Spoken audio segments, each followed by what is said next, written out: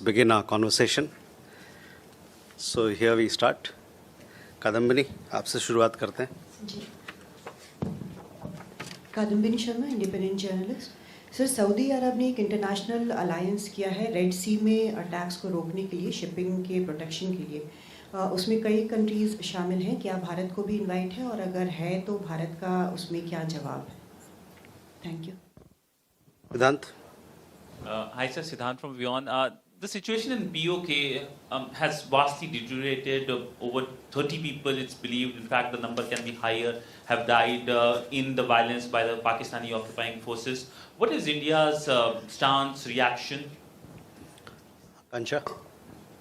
Sir, in continuation to Siddhant's question, Rana Sanaullah, advisor to Pakistan's Prime Minister, has said on record that Pakistan trained Mujahideen who are now a burden to the country, and let me quote him verbatim. He says, "These are the same people we once trained as Mujahideen. We sent them to fight, and today they are hanging around our necks." Separately, he has alleged that protesters in POJK are trying to seize Muzaffarabad and Mirpur in an India-like attack. How does MEA respond to this admission of state-sponsored militancy and to Pakistan's attempt to link POJK protests to India? Sir, one more question. The Indian Embassy in the United States has called out the New York Times article for describing PoK as Pakistani Kashmir, calling it misleading and incorrect. Does the MEA see this article as part of a larger pattern of foreign media diluting India's sovereignty claims? And what is India's position on foreign media misrepresenting the legal status of Pakistan-occupied Jammu and Kashmir?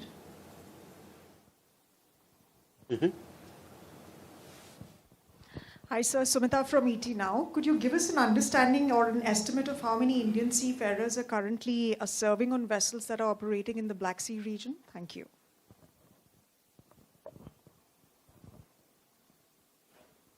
What ships did you say? Foreign flag ships or Indian ships? Indian ships. I'm not aware if you have Indian ships there, but anyway. So first, let's come to Kadambini आपका सवाल.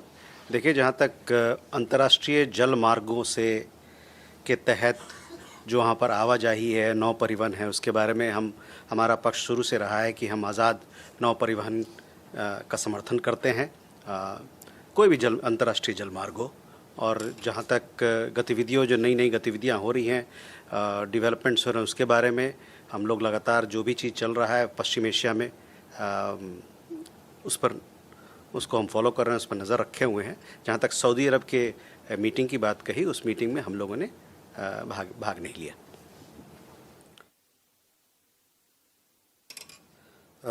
Siddhant, your question and then the question by Akansha, you've combined, I'll give a combined response to both of your questions. So let me say that as you and all of us sitting here have witnessed, the Pakistani establishment continues to unleash ruthless force against peaceful civilians in Pakistan-occupied Jammu and Kashmir. This crackdown has resulted in the tragic death of over 40 innocent people, and over many more have been seriously injured. It's the establishment's absolute disdain for the innocent people of Pakistan-occupied Jammu and Kashmir was laid bare when their defense minister branded the protesting civilians as enemies. You would have seen those comments. Adding to this, and what Akansha, the question that you raised, the special assistant of the Prime Minister on political affairs openly admitted that the very Mujahideen that Pakistani establishment trained, funded, armed and sent to India have now turned their guns inward, weaponizing themselves against the state. The so-called elections stand as a humiliating rejection of the Pakistani establishment facing a violent regime. The people there have requested international organizations for an independent investigation into the unlawful killings. We urge that the international community should scrutinize Pakistan's actions and hold it accountable for its atrocities.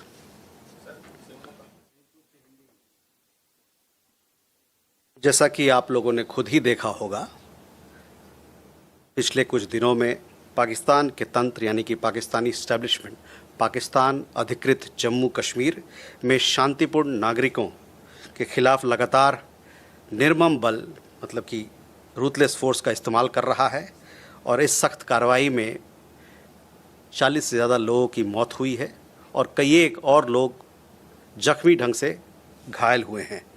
Pakistan अधिकृत जम्मू कश्मीर के निर्दोष लोगों के प्रति उनका पूर्ण तिरस्कार तब खुलकर सामने आया जब उनके रक्षा मंत्री ने विरोध कर रहे नागरिकों को दुश्मन करार दिया।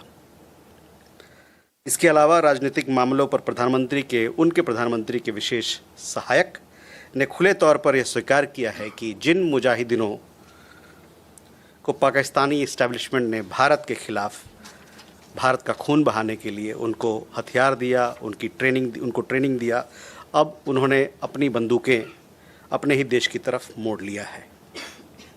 ये तथाकथित चुनाव पाकिस्तानी तंत्र के लिए एक अपमानजनक अस्वीकृति के समान है। एक हिंसक शासन का सामना करते हुए वहाँ के लोगों ने अंतर्राष्ट्रीय संगठनों से गैरकानूनी हत्याओं की स्वतंत्र जांच की मांग की है। हम आग्रह करते हैं कि अंतर्राष्ट्रीय समुदाय को पाकिस्तान की हरकतों की बारीकी से जांच करनी चाहिए और उसके अत्याचारों के लिए जवाबदेह ठहराया जाना चाहिए। There were other questions about naming, etc. We are very clear that the entire region of Jammu and Kashmir, the Union territories of Jammu, Kashmir and Ladakh are integral and inalienable parts of India. That is the position. This is the position. These areas, these territories were part of India, are part of India and will continue to be part of India, and we would urge all our partners and stakeholders that they should reflect the correct nomenclature of the area, the way we understand. The question, Sumita, about Indian seafarers, I don't have an exact detail. We were thinking of getting more details, but I'm not sure whether we have Indian flagged vessels in that area. On this particular ship, the Amiri 1, which is Tanzania flagged, on that we have 13 Indian nationals, and our embassy is in close touch with them to ensure their well-being.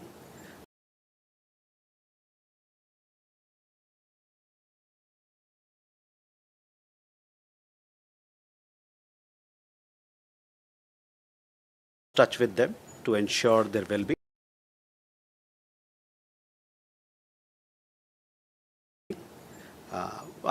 Russian army, because there are reports that there are still agents abducting youngsters from here to that country. And my second question is, do we have a number of how many Indians have been deported so far from the US?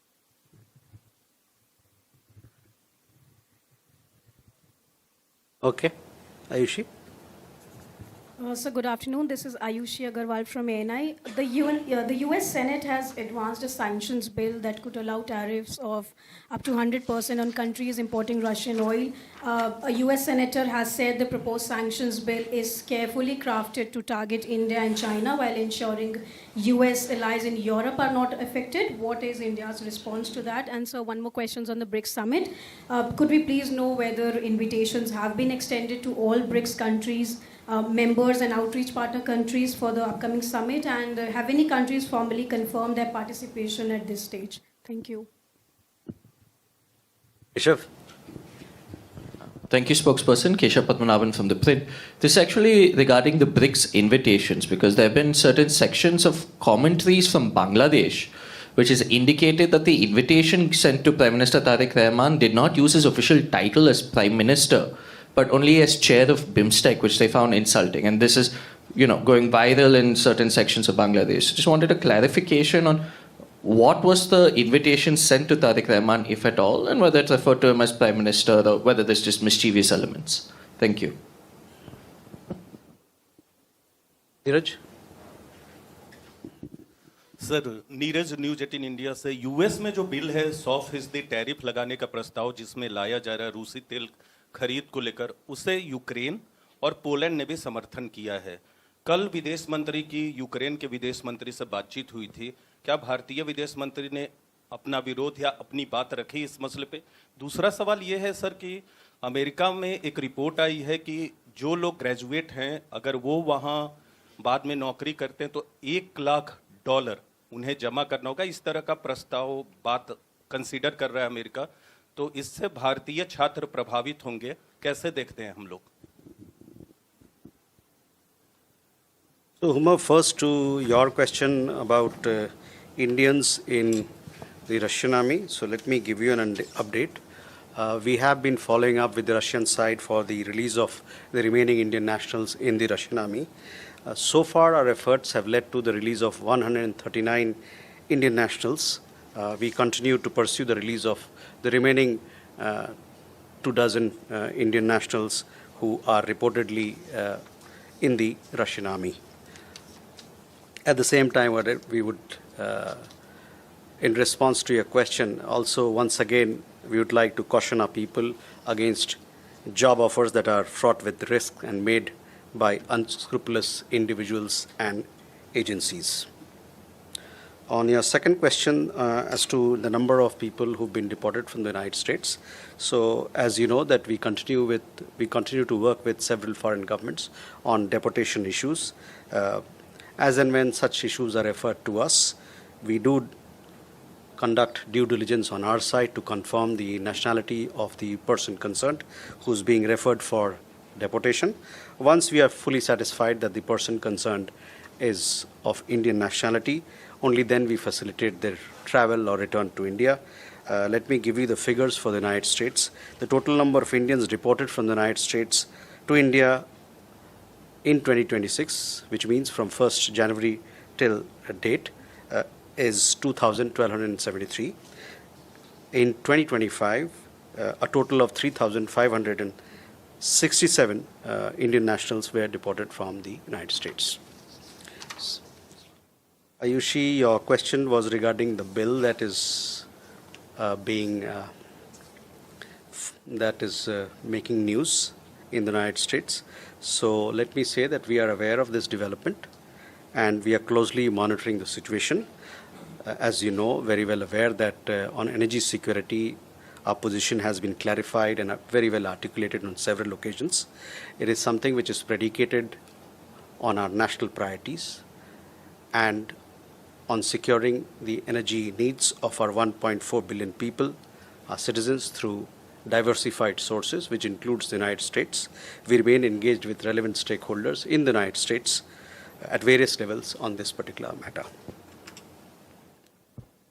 Keshav and Ayushi, your questions were regarding BRICS invitations. So let me say that we are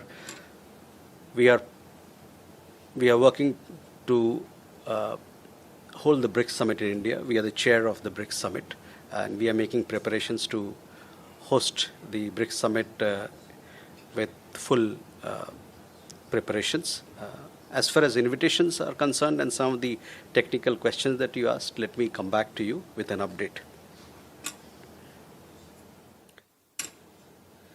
Neeraj, आपके सवाल का मैंने जवाब दिया था, लेकिन हमारा ये कहना है कि ये जो गतिविधि चल रही है अमेरिका में, उस पर हम लोग नज़र रखे हैं, ध्यान रखे हुए हैं। जहाँ तक ऊर्जा सुरक्षा का सवाल है, आप जैसा कि भली भांति जानते हैं, हमारा ऊर्जा सुरक्षा जो हमारे राष्ट्रीय हित हैं और जो हमारे 1.4 अरब भारतीय नागरिक हैं, उनको किस प्रकार से ऊर्जा मुहैया कराया जाए, उनकी ऊर्जा सुरक्षा किस प्रकार से उसको पूरा किया जाए, इस पर आधारित है। और साथ ही साथ मैं ये कहना चाहूँगा कि जो हम ऊर्जा पदार्थ दुनिया भर से खरीदते हैं, हमारा लक्ष्य यह है कि कई एक देशों से और कई एक सूत्रों से खरीदा जाए, जिसमें कि अमेरिका भी शामिल है। और इस मुद्दे पर अमेरिका में कई एक साझेदार हैं जिनके साथ हमारी बातचीत चल रही है, उनके साथ हमारा इस मुद्दे पर चर्चा चल रही है। दूसरा सवाल नीरज आपका रहा कि वो जो कुछ बदलाव वहाँ के इमिग्रेशन रूल्स वगैरह में हो रहे थे। जैसा कि आप जानते हैं कि इमिग्रेशन का मामला हो, वीज़ा का मामला हो, ये एक संप्रभु कार्य है लेकिन उसको कहते हुए मैं ये कहना चाहता हूँ कि जब भी कोई मसला ऐसा आता है जो कि जिसमें कि हमारे अपने छात्रों का हित की सुरक्षा करनी हो और उस बात को हमारे यहाँ के एम्बेसी, यहाँ के सरकार जो उनका है उनसे अगर उठाने की बात है तो उसको हम लोग टेकअप करते हैं, उसको हम उठाते हैं ताकि हमारे लोगों को, जो भी छात्र हैं, उनको जो कठिनाई आ रही है वो ना आए। Okay, Kalol. Sir, this is Kolor from The Hindu. My question is regarding the Bangladesh visit by the US Ambassador to India, Sergio Gore. He's currently on a 3-day tour of Bangladesh. He's met the foreign minister. There are other high-level meetings that he's expected to hold in Dhaka. My question is, has he, or is there a tradition, or at least is there a practice now between India and the US whereby the US Ambassador briefs the Indian authorities about his regional activities?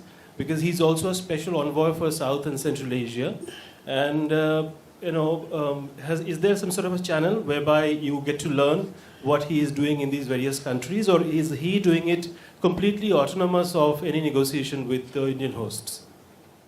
Gautam. Thank you, sir. This is Gautam Bahri. Ambassador of the United States of America to India, he has met Indian High Commissioner at Dhaka today morning. So I hope you are aware of that meeting, and can you tell us about what kind of discussions or exchange of views has taken place there? Thank you. Pranay.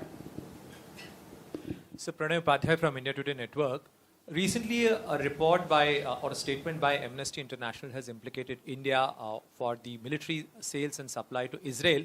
What do we have to say on that thing? And because Amnesty International report says that that same weaponry is being used to commit genocide in Gaza. So how do you have to respond to that? Siddhant. Sir, I'm Siddhant from CNN News 18. Sir, can MEA provide an update on the missing crew of MV AGN Ragnar? There are reports that the Romanian side has rescued some seafarers. Any clarity on that?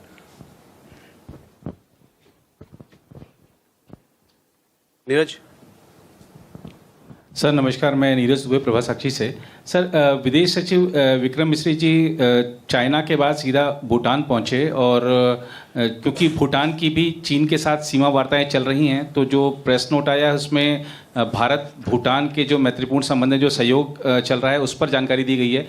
तो क्या जो भूटान और China के बीच सीमा वार्ता चल रही है, इस मुद्दे पर भी कोई बातचीत हुई? Okay, let me come back. So, Kalol, first your question was regarding the visit of the US ambassador to Dhaka. I think this is a question which the US embassy should answer, or the Bangladeshi government can answer, because it's a matter between both these countries. Gautam, on your question whether the US ambassador met a high commissioner or no, I don't have any information, but as and when I have more information on this, I'll certainly share with you. Siddhant, Pranay, your question was regarding Amnesty International report. So let me say that India has a robust legal and regulatory framework on strategic trade controls, and carries out its export of dual-use items and technologies to various countries in accordance with its national laws and consistent with its international obligations. Neeraj, जो विदेश सचिव के दौरे के, भूटान के दौरे के बारे में आपने जो बात कही, सवाल किया, तो ये दौरा जो विदेश सचिव का हुआ भूटान का, वो वहाँ पर जो हमारे द्विपक्षीय भारत भूटान डेवलपमेंट कोऑपरेशन जो प्लेटफॉर्म है, जो बातचीत होती है, उसके लिए था। और हम लोगों ने विस्तृत जानकारी दिया है कि उनके इस दौरे पर किस प्रकार की बात हुई, और जो दोनों देशों के बीच में विकास साझेदारी चल रही है, उस पर बातें हुई और उस पर समीक्षा की गई। साथ ही साथ वहाँ पर विदेश सचिव ने वहाँ के राजा से भी बातचीत की, वहाँ के प्रधानमंत्री से उनकी बातचीत हुई, और वहाँ के विदेश मंत्री से भी बातचीत हुई। 2 अग्रीमेंट भी इनके दौरे के दौरान 2 अग्रीमेंट साइन हुए, एक लाइन ऑफ क्रेडिट को लेके है और दूसरा एक समझौता हुआ हमारे जो अखिल भारतीय आयुर्विज्ञान संस्था है, all India institute of medical science, माफ़ कीजिएगा, और वहाँ पर जो अस्पताल है Khesar Gyalpo university of medical science of Bhutan, इन दोनों के बीच में हेल्थ एजुकेशन और हेल्थ रिसर्च पे आदान प्रदान के मामले में ये MOU हुआ। और बाकी विशेष जो हमारी विकास साझेदारी चल रही है भूटान के साथ, उसके बारे में विशेष जानकारी और किस प्रकार का प्रोजेक्ट्स वहाँ लिया जा रहा है और किस प्रकार का प्रोजेक्ट्स के उद्घाटन भी हुआ इस दौरे में, इसका भी विस्तृत जानकारी हम लोगों ने प्रेस विज्ञप्ति के माध्यम से दिया है। तो मोटा मोटा जो उद्देश्य था वो इस जो हम लोग का डेवलपमेंट कोऑपरेशन प्रोग्राम चल रहा है भूटान का, उसको लेके विदेश सचिव के की यात्रा हुई भूटान की।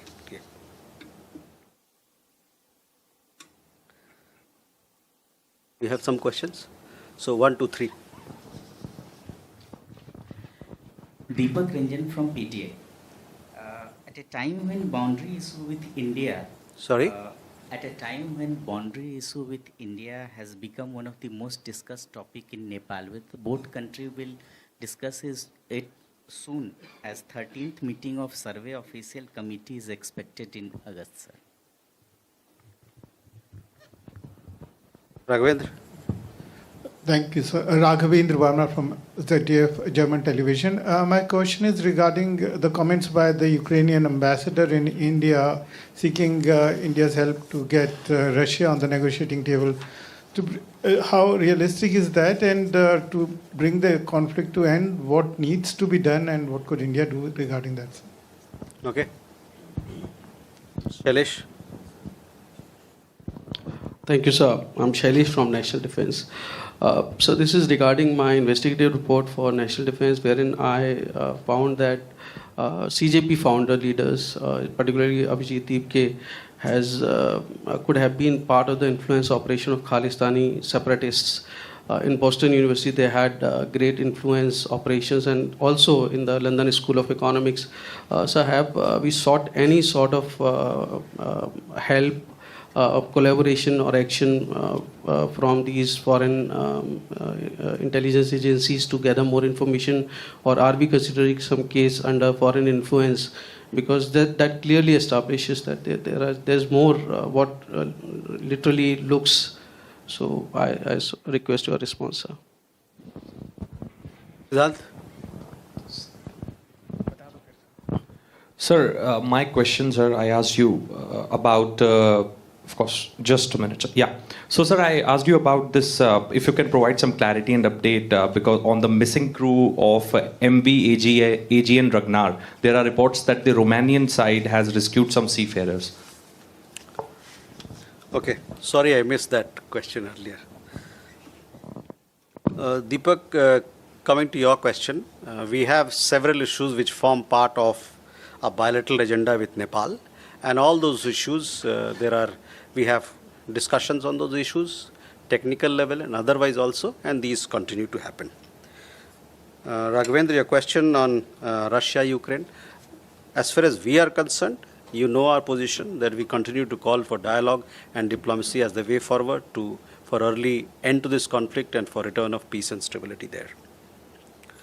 Shailesh, your question I have already responded to it, so please you can refer to my remarks. Siddhant, your question regarding AGN Ragnar, this particular ship came under attack on 25th July as it was leaving Odessa port. There were 4 Indians on board the ship as part of the crew. 2 of them are safe, as I informed you earlier. 2 of them are missing. Search and rescue operations have been carried out both on the Ukrainian side as also on the Romanian side. These operations have been carried out, and we remain in close touch with both Ukrainian side and the Romanian side to see if we can get some results. And we have also been in touch with the family members of the 2 Indian nationals who are missing, and we are offering all possible support to them. So with that, ladies and gentlemen, let's We come to the close of this press briefing. Thank you.